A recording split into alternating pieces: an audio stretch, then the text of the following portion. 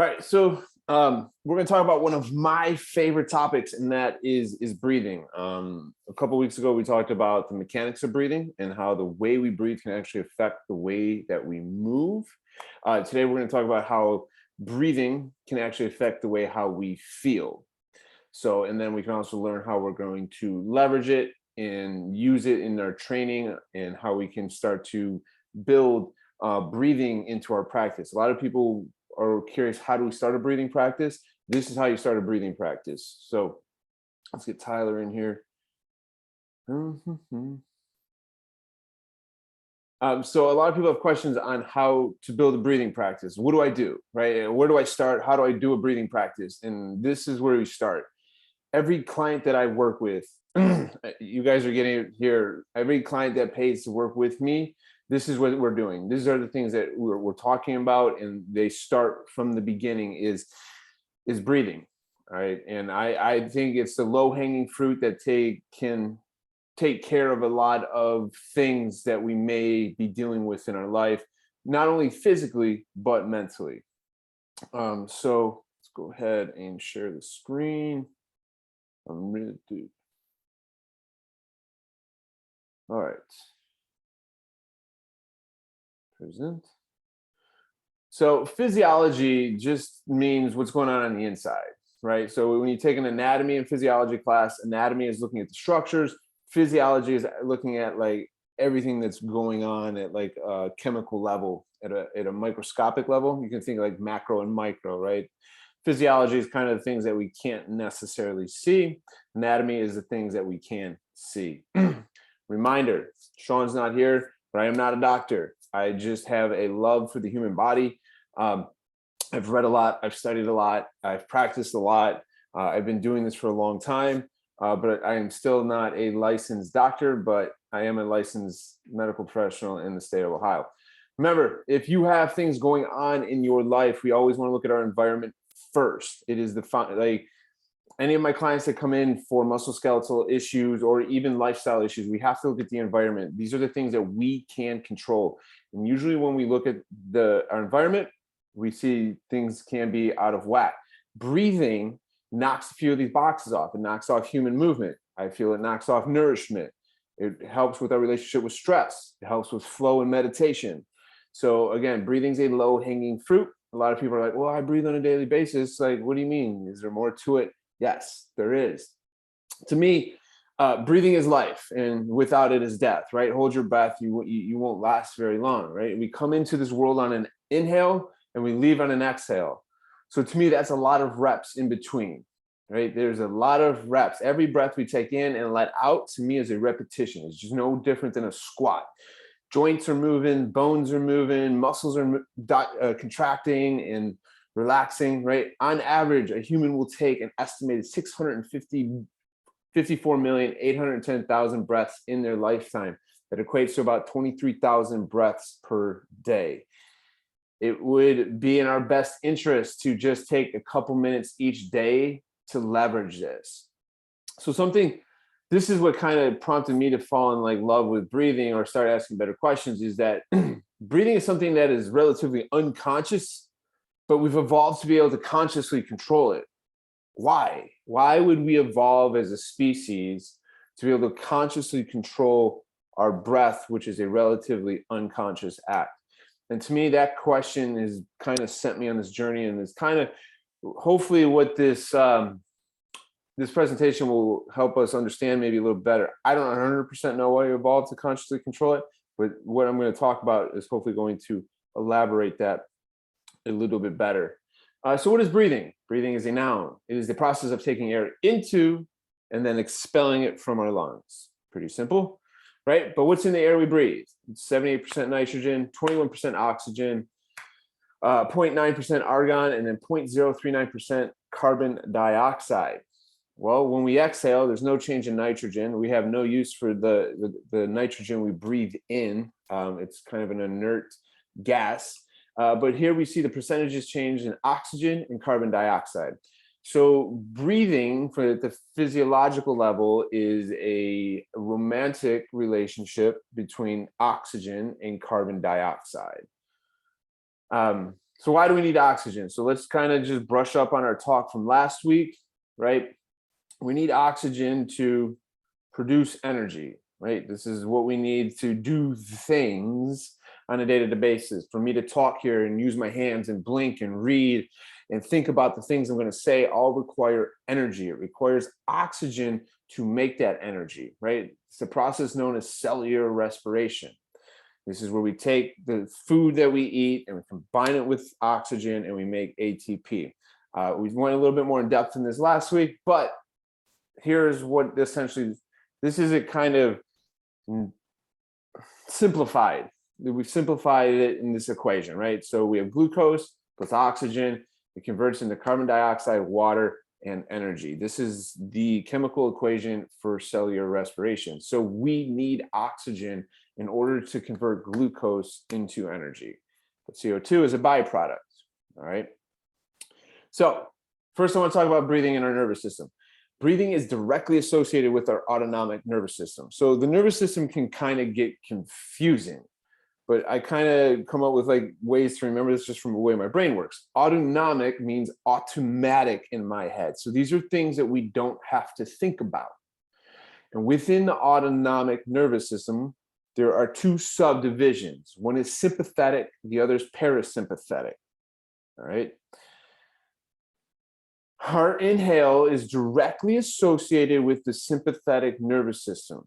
Okay, this is our fight, flight, or freeze part of our nervous system. So we have to think, why would inhale be associated with the sympathetic nervous system? Why would inhale be associated with fight or flight?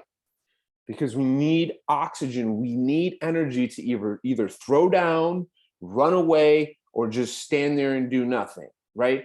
Our heart rates increase, our respiratory rates increase, our blood pressure increases because we need oxygen to throw down. This is our stress response. We need oxygen for energy. And then our exhale is directly associated with the parasympathetic nervous system, or our rest, digest, feed, and breathe system, right? Exhaling, we don't need as much oxygen. We don't need to favor the inhale because we don't need energy to do things. Like your breathing should be slower. Your exhale should be longer when you're resting, digesting, feeding, and breathing. So knowing this, we can use breathing to directly influence our brain in a predictable manner.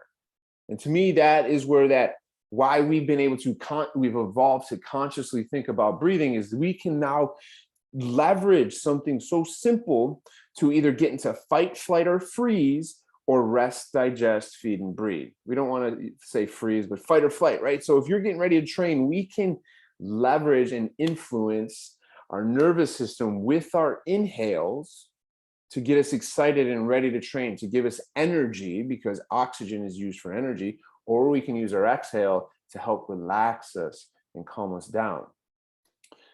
So here's how this works, right? If you spend a lot of time in an inhaled state, you would be more biased towards a sympathetic state, right? So if we're always in fight or flight, we're going to have stress hormones being constantly released. So that means our heart rate's going to be increased, our breathing rate's going to be increased, our blood pressure is going to be increased, muscle will show muscle tone. We'll also have decreased digestive activity and so much more. Everything that's associated with fight or flight, we are always going to be in. So this is like most people, they're in a stressed out state. They're in an inhaled state. And how we can kind of look at this, we're going to talk about at the end, is how is the diaphragm moving, right? Are you getting full inhales and full exhales? If you're not getting full exhales, but your inhales are bigger than your exhales, you're probably biased to sympathetic state more. If you're chronically stressed out just from your breathing, this is going to have effects on your overall health, right? Not only your overall health, but also how you move, because your diaphragm needs to fully flatten out and needs to fully come up into a dome shape, because your diaphragm is connected to things like your psoas, your QL, your erectors, and a whole host of other muscles are connected to your diaphragm. If the diaphragm doesn't move well, your body typically doesn't move well. If you're always in an inhaled state, you're typically usually in a stress state, right? You can see these guys who are in a sympathetic state. When I say muscle tone, they just look like juice. They look like their muscles are always contracted, okay? They're probably in a fight or flight state. If you look at a lot of athletes, especially football players, you can see this muscle tone, right? So let's talk about carbon dioxide, right? We talked about oxygen, carbon dioxide. It's one carbon atom, two oxygen atoms. So this is where people can kind of get a little tripped up. So the amount of oxygen our body uses does not depend on the amount of oxygen in your blood. It's the amount of carbon dioxide in our blood that will determine the amount of oxygen our body uses, right? So if you remember when COVID happened, they were measuring people's SpO2, their blood saturation of oxygen. Your blood saturation is typically always going to be between 95 and 99%. There is nothing you can do to really influence unless you have a respiratory issue, right? What we should be concerned about is the oxygen that we're breathing in is actually being used within the body. Yeah, it's great that it's 98%, 99% blood oxygen saturation, but is that oxygen actually being used for what it's needed for? Right? Now the conversation can change. Carbon dioxide is going to determine that. And I'm going to talk about how. And then we're going to talk about how we can train it, right? So CO2 is often thought about as a waste product, right? So they say we breathe O2 in, we breathe CO2 out. But there's so much that happens in between. It's the main driving force behind our respiratory drive. But it also regulates our blood pH, and it has an affinity for hemoglobin. We're going to talk about both of those. You guys remember, guys and girls, humans, people's blood pH, right? It's that thing we learned in chemistry. There's acids and alkalines, right? Are you acidic? Are you alkalytic, right? Our blood has there's a certain pH that it needs to maintain, and it's very tightly regulated. And our body has systems in place, it has buffers in place to help regulate our blood pH, because if you go too far one way, it'll kill you, right? And CO2 is part of one of those buffers, right? So when CO2 is produced, it goes into our blood plasma. So if I'm sitting here, I'm doing some bicep curls, right? We're expending energy, we're using O2, we're burning glucose, burning ATP, CO2 is being produced. What happens is it goes into our blood plasma. Three things can happen with it. It will just dissolve into our blood plasma and it'll be expelled from our body via a couple chemical reactions. It can bind with hemoglobin, which is the one we want to look at. And it can also act as a pH buffer, right? So hemoglobin is this protein in our red blood cells. It's what carries oxygen, okay? It's got 4 different proteins in it. It's got some iron in it, and it has a high affinity for oxygen. So when hemoglobin comes to our lungs, it picks up 4 oxygen molecules or 4 O2 molecules and attaches it in, and it goes down through our red blood cells to deliver this oxygen to our cells. Has a high affinity for oxygen. We need to get that oxygen to release from the hemoglobin, right? It doesn't just show up and like open up the bus doors and be like, here you go, oxygen, like here's your destination. No, something has to be like, hey, I need you to release it because it has a high affinity for it. It means it likes it. It really loves oxygen and doesn't want to let it go. There's 3 ways we can do this. We can increase CO2 concentrations. We can lower our blood pH because it's more acidic because there's more CO2, or we can increase our body temperature. This is essentially what is known as the Bohr effect. That old looking guy back there is Christian Bohr. It describes hemoglobin's binding affinity for oxygen is inversely related to the acidity and concentration of CO2 in our blood. What does that actually mean, right? That's fancy. This is the reaction that kind of determines if oxygen is going to be released from hemoglobin, all right? So when CO2 is released into our blood plasma, it mixes with water. And this is a very slow process. So this red carbonic anhydrase here in the middle is actually like an enzyme. It helps catalyzes this reaction so it goes quicker. It turns it into carbonic acid, but carbonic acid is very volatile. It can't sit in our blood. So it has to quickly dissociate into bicarbonate and a hydrogen ion, okay? So I'm gonna repeat it so CO2 gets released into the blood, mixes with water. Carbonic anhydrase is added to this little mixture of CO2 and water, turns into carbonic acid, which quickly changes into bicarb, and hydrogen ions. Hydrogen ions are protons. So that's not what we need to worry about, is that hydrogen ions in CO2 also have a high affinity for hemoglobin. So how do we get this shit to release? Well, we got to increase CO2 concentrations, right? Because if we increase CO2, there's more in the blood. That it also means there's more hydrogen ions being produced because it makes the blood more acidic. That's the first thing, right? The first or second thing, increase CO2, which will also lower pH, which means our blood becomes more acidic.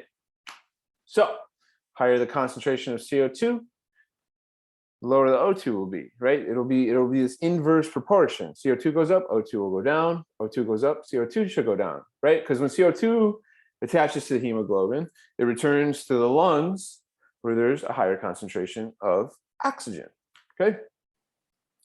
This is that guy. We're going to keep referring back to this. So this is kind of what I just said. Since carbon dioxide reacts with water to form carbonic acid, an increase in CO2 results in a decrease in blood pH, making it more acidic, which results in the hemoglobin proteins releasing their load of oxygen. A decrease in CO2 will provoke an increase in pH, which will make you more alkalytic, which results in hemoglobin picking up more oxygen. This is how CO2 and oxygen work in the body. Right. So here's how does this relate to training? The more energy our body's consuming, the more we're training, the more CO2 we're producing, the more acidic our blood becomes, the more O2 it needs. Right. But how does the body know when to increase our respiratory rate? How does it know when to, hey, we need to bring more oxygen in? Well, it has these things so off our heart is a big blood vessel called the aorta. We also have these ones on the side, they're called carotids. We have these chemical receptors in there that monitor our blood pH, and they're measuring the amount of hydrogen ions, right? So more hydrogen ions, the more acidic our blood is, the more we have to breathe. And these nerves are constantly communicating with our pons and our medulla, the respiratory centers in our brain, right? It's not necessarily important, but I think it's important that I'm just trying to drive home the fact that CO2, so because if there's more hydrogen ions in the blood, that means there's more CO2 in the blood. So that's how the chemoreceptors are actually measuring CO2 in the blood, is the amount, how acidic is it? Because the blood gets more acidic, the more CO2 there is, right? This is, if you guys remember back from the hormone discussion we had a couple months ago, we talked about most of the things responsive in the body are negative feedback responses, right? CO2 is going up, so the chemoreceptors are like, hey, yo, medulla pons, we gotta, like, there's an issue here. And then the medulla and the pons are like, send out some signals to the muscles to, like, hey, we need to breathe quicker, right? So there's sensors, the integrating center, and then the effector, right? So the body's constantly just trying to adapt into the environment that it's in. And we have all these receptors that are constantly communicating with our brain, with what's going on around us. So then the brain can send messages out to keep us alive and make adjustments, right? So like right now, our AC went out. This room in here is a little warm. I'm moving around, so I'm starting to sweat a little bit, right? My body temperature is going up. So it means I'm probably consuming a little more oxygen. My CO2 levels are probably going up in my blood. So they're talking to the respiratory center, talking a little quicker because I can get a little excited about this stuff. So here's where this can become an issue. If we breathe too much each minute, or we take in more than what is required, we end up exhaling too much carbon dioxide, right? And when this happens, it decreases the concentration of carbon dioxide in our blood, which will decrease the delivery of O2 to our tissues. Essentially, we can't tolerate the CO2 because we're over breathing. We breathe too much each minute, right? If we breathe too much, it means we're working too much. And that means that we're bringing in more oxygen, right? So more people are in an inhaled state. So they're actually bringing in more oxygen, but the CO2 doesn't ever get a chance to build up. Because we're kind of, we're always blowing it off. We don't give it a chance to build up. So it's actually going to decrease the delivery of oxygen to our tissues. So if you're constantly eliminating excess CO2, your body will adapt. That's the new environment that we're in. So now we have a decreased tolerance to CO2. Did I just say this? Is that the same thing? Yeah. All right, sorry about that. So question is, do you tolerate CO2? So this is how we start a breath practice. This is everything that I do with my clients when they come in. What is their CO2 tolerance, right? Because not only are there physical benefits to increasing your CO2 tolerance, there's a close correlation to anxiety, depression, and our ability to manage stress and our ability to tolerate CO2. There are plenty, like go spend time just reading and Googling it. All this stuff in this is from stuff I found in books, on the Google machine, from talking with other people. It's all out there. There's plenty of research that shows a correlation between CO2 tolerance, anxiety, depression, and our ability to manage stress. So people with anxiety and depression, they're actually using CO2 tolerance training to treat it. Reminder, I am not a doctor, but it's pretty fucking cool that we don't have to use pharmaceuticals. We can just use what was built into our body to help us manage stress, to help us change our states. We were given the tools, we were evolved. So why did we evolve to consciously have the ability to control our breathing? And part of me is leaning towards so we can manage our states. So if we get to, so anxiety usually has to do with the future, depression usually has to do with the past, right? So we can use our breathing to hone us in, right? When we have anxiety, we hyperventilate, right? We're over breathing. So what can we do? We can slow our breathing down, right? We can focus more on the exhale. What do they say? Take a deep breath. No. Let a deep breath go, right? Because stress is an inhaled state. Stress is fight or flight. So this is, we talk about, we like to say that the body is a machine. I understand the analogy, but machines are simple, right? If my tire goes flat, I replace the tire. Everything in the body is a very complex thing, right? If I'm in an inhaled state, it affects my respiratory rate, my digestive system. If I take out my lungs, it affects my cardiovascular. So it's very complex. It works together in unison. We have these receptors in our aorta and our carotids that are measuring the precision in our blood pH. And if it goes off just a little, heart rate increases, breathing rate increases, the rate at which we metabolize, ATP increases because the muscles are contracting harder to breathe, right? It's very complex and we can't reduce ourselves down to a machine. And that's the beauty of this thing, right? We can change the way our brain is by controlling our breath, by controlling the way that we use CO2 in our blood and the way that we use oxygen, okay? So how does this relate to training? Well, when we're doing any physical activity, our breathing rate will increase, right? Because the demand for energy increases, which means you will need to use more oxygen, which means that there's more carbon dioxide being produced because it's a byproduct of energy production. But if you have a low CO2 tolerance, you will actually start to hyperventilate. You actually will get tired quicker, right? Because your urge to breathe is controlled by your body's response to the CO2 levels in your blood, which means you're going to fatigue quicker. It means you're going to burn through energy quicker, which means your workouts aren't going to be able to, you're not going to be able to sustain the energy that you need for the workout, is because you're just burning through energy the whole time. You don't tolerate CO2. The oxygen doesn't even get a chance to leave the hemoglobin to the working muscles, where the working muscles are producing CO2 because we don't tolerate CO2. It's pretty fucking wild, huh? It is for me. This stuff is insane, right? So how this relates to stress, inflammation, our mental balance, right? Hyperventilation is a common condition for people that suffer from anxiety, right? The imbalance in their body increases their urge to breathe. So this book, The Oxygen Advantage, was one of the first books that sent me down this rabbit hole. Patrick McGowan, The Oxygen Advantage. There's a ton of other breathing books, but if I was going to start somewhere, I would start here. The book's like $9 if you're interested in this stuff. He goes over this stuff a little bit better than I do, but he's just focused on breathing. I am a generalist. I have to focus on the whole body, right? So, but he shows in this book that chronic overbreathing leads to loss of health, poor fitness, and compromised performance, as well as contributing to many ailments, including anxiety, asthma, fatigue, insomnia, heart problems, and even obesity. So if I haven't convinced you to start a breathing practice or to start doing CO2 tolerance work, I don't know. I don't know. It's just like the low hanging fruit. It's free. There's nothing, like, you just have to spend a couple minutes in the morning and in the evening. So this is where your training comes in, because this breath hold training helps build up CO tolerance, and it helps you become more comfortable in uncomfortable situations. What do we see with the guys in the cold tub? They got to control their breathing, right?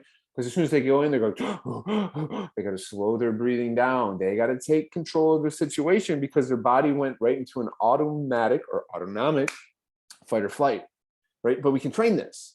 We can do breath holding with walking. We can do prolonged exhales and short inhales, right? This can help us. So take what you learn. How can we build up our CO2 tolerance, right? We're going to do a CO2 tolerance test. This was taken from the guys at Shift Adapt, all right? So for those of you that have watched this, or those of you that are here, what I want you to do is I want you to take this test. You don't have to do it right now, but I want you to take it and I want you to send me your time. And when you send me your time, I will send you your breathing tempos to get you started with your breathing practice. All right, it's a really simple test. The only thing is I ask that you be honest with your time, because if you're not, the tempos will be too hard. All right, so here it is, CO2 tolerance test. You're gonna take 2 to 3 normal breaths. You'll relax for 5 to 10 seconds. You'll take one more full inhale, and when you start to exhale, you start your timer.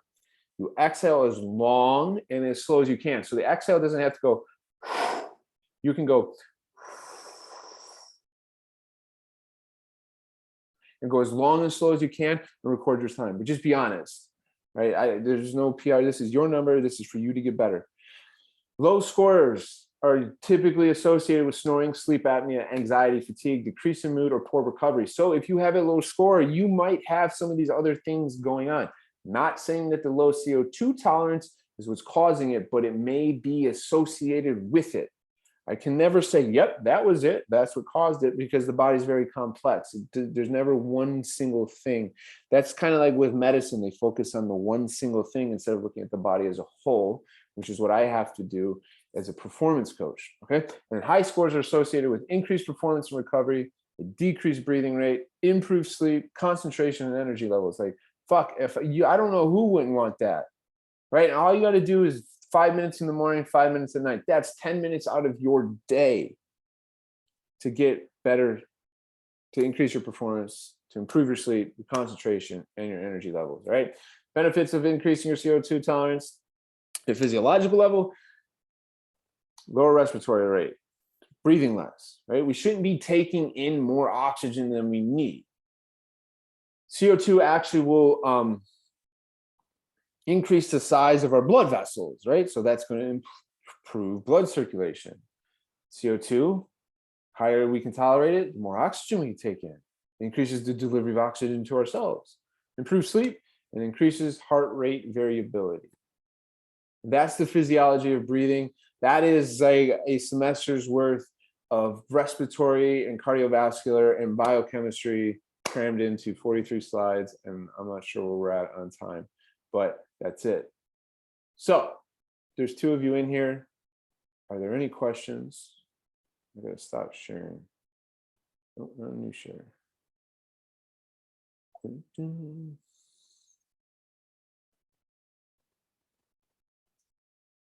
How do I stop sharing? Hold on, let's see it. There it is. Lucio, what's up, man?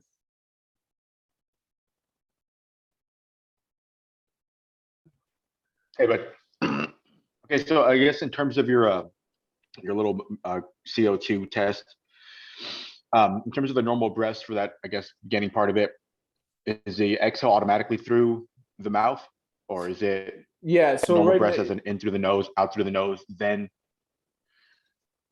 in Sorry, through the no, nose, out yeah, through the that was mouth. just the question. Does it matter In through the nose, out through the even mouth. for the 3 normal breaths? Yep. Okay. Okay. So yeah, most of the And time, then in terms of like just daily practice,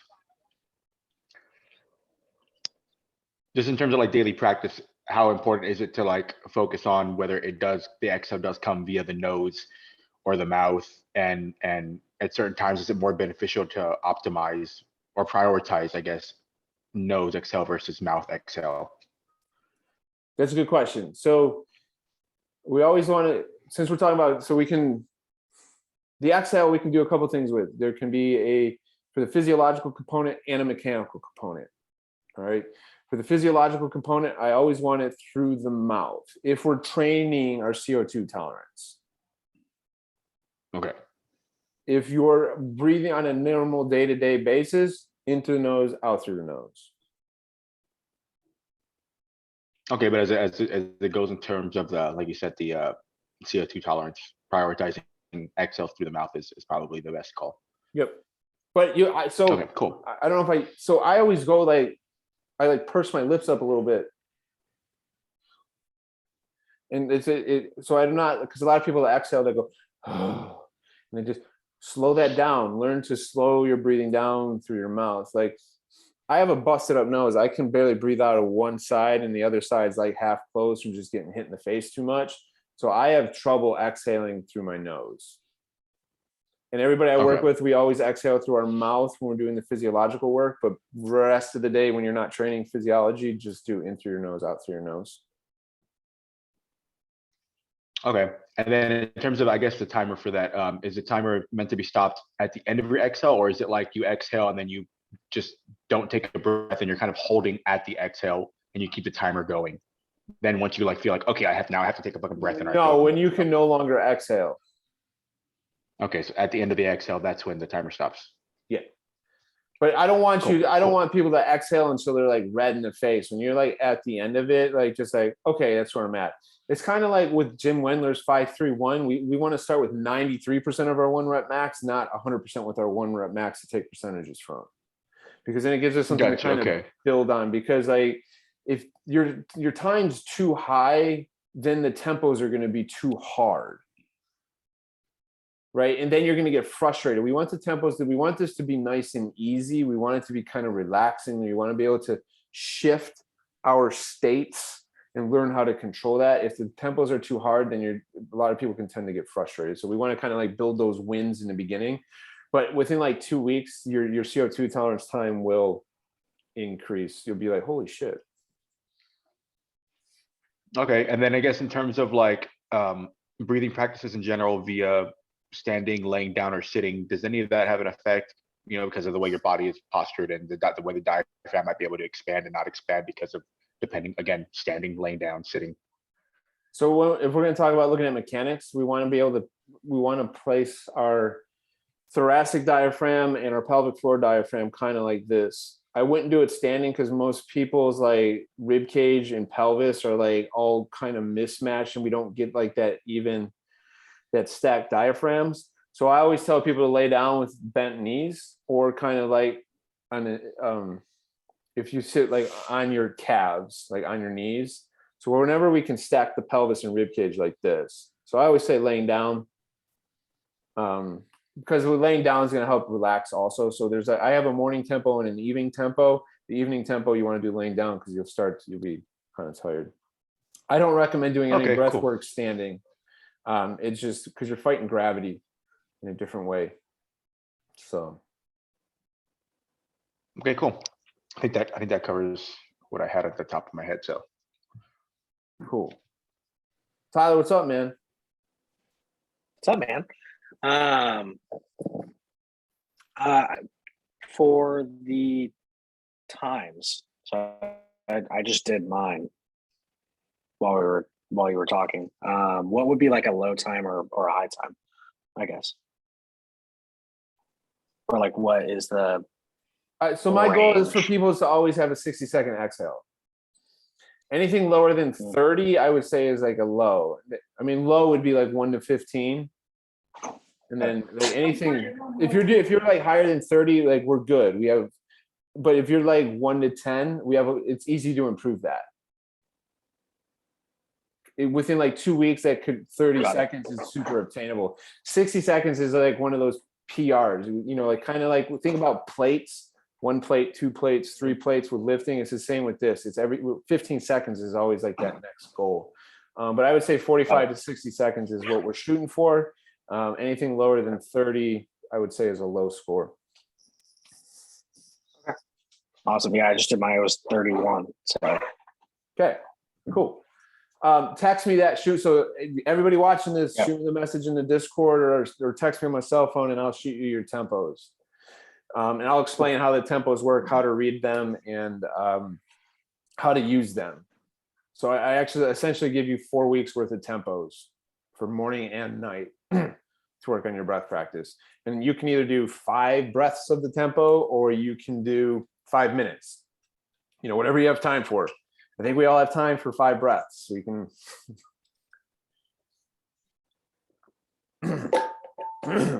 And like I said, we take 23,000 breaths a day.